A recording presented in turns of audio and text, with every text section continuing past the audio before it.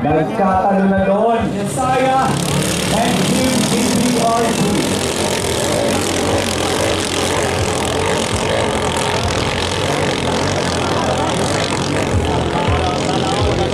Yesaya versus DBRT. Ang panghuling bangka ng DBRT. Ayan. Para kayong bilis na tinilog dyan. Tignan natin. Sobra ba? Dahil namumutla na si Ika.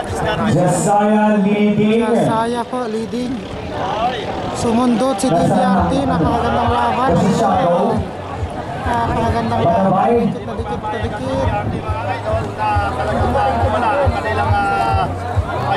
Ayun na. Nagkatalo na doon. So, nauna ang DBRT 10.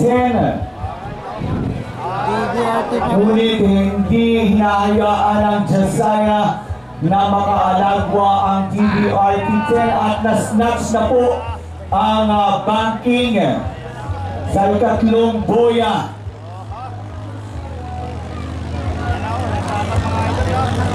At eto na nga, pinapagat na ng DBRT